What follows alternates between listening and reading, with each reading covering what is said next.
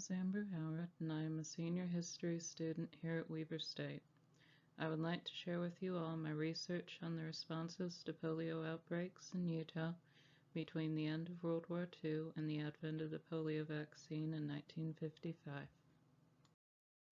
Poliomyelitis is a disease that is believed to have existed throughout most of history. It was not until the late 19th and 20th centuries, however, that it began to disable on a large scale. Though it was estimated that 95% of people had a mild illness and recovered quickly, the remaining 5% suffered paralysis of muscles, commonly the legs or other limbs, or even total paralysis, which compromised the chest and inhibited breathing. Polio could also affect nerve cells, further impeding movement, also called bulbar polio. Up to 30% of paralytic cases could prove fatal, more if the nerve cells were affected as well. For my thesis, I had several research objectives. First, I wanted to learn the history of how the United States had fought polio on a national scale, from the first major outbreaks on the East Coast to the development of the vaccine, which I easily found through several books detailing the history of the epidemic. Second, I wanted to find statistics on the number of Utah citizens who were diagnosed with the disease. Thanks to the Office of Undergraduate Research, I was able to travel to the National Archives in Atlanta, Georgia, where with the help of archivist Guy Hall, we were able to find cumulative numbers for each year from 1946 to 1955 for the state of Utah, and most counties reported to the Centers for Disease Control. Third, I wished to examine the therapies and treatments that had been developed since the first outbreaks and were being used to treat the sick, which had also been documented in books about the outbreak. And fourth, I wished to bring forward the personal accounts of nurses, patients, volunteers, and others who tended the sick in local hospitals. Thanks to wonderful oral history projects in the special collections departments at Weber State and the University of Utah, I was able to collect many first-hand accounts of the courageous battle against this disease. The first major outbreaks of polio in the United States took place in New York and New Jersey in 1890 and 1916, and soon outbreaks took place across the entire country. Terrified parents blamed flies, swimming parties, movie theaters, and worst of all, the slums where many immigrant communities were forced by prejudice and poverty to raise their families. Ironically, scientists now believe that hygiene measures and isolation of communities by income delayed the transmission of polio from infancy to childhood and adolescence, increasing the likelihood that polio would affect growing muscles and limbs and result in serious illness. Soon Franklin Roosevelt, born to a wealthy New York family, was diagnosed with the disease and would be confined to a wheelchair for life. Though some modern historians believe he had Guillain-Barré syndrome, which could cause similar paralysis. When Roosevelt became President of the United States, he established the National Foundation for Infantile Paralysis in 1938 to help provide care for polio patients and find a cure for the disease.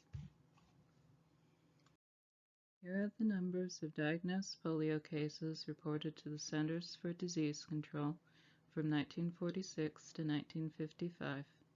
Utah might have a few cases one year and hundreds of cases the next, which must have amplified the fear of this disease for families and healthcare workers.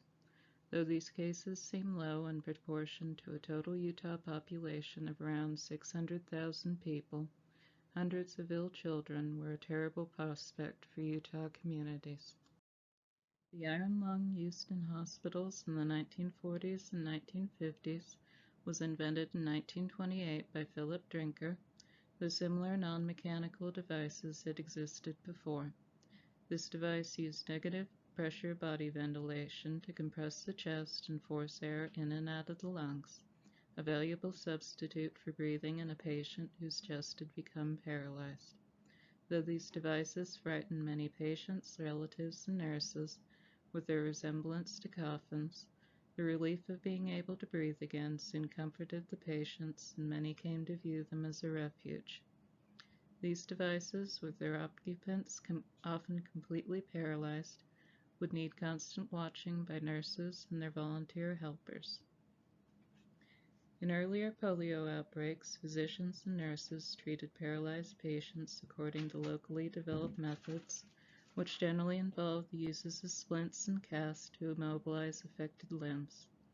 In 1940, an Australian nurse named Sister Elizabeth Kenny came to Minneapolis, Minnesota to speak on physical therapies she had developed in Australian hospitals after realizing the disease was affecting the muscular as well as the nervous system. By applying hot packs and stretching muscles, Kenny was able to give miraculous improvement to bedridden patients.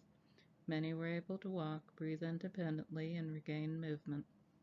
Though Kenny's passion and determined personality upset many physicians, the NFIP soon realized the value of her techniques, and hospitals all over the United States adopted physical therapy and heat treatments as valuable tools for recovery from polio.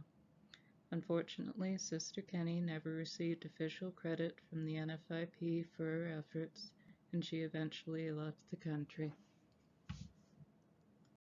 Mabel Polson and Jane Bellingham, two mothers of children ill with polio, founded the Salt Lake and Ogden chapters of the Polio Emergency Volunteers in 1946, the second chapter founded in the United States after Birmingham, Alabama. Operating in cooperation with the NFIP, the emergency volunteers assisted nurses and patients in local hospitals.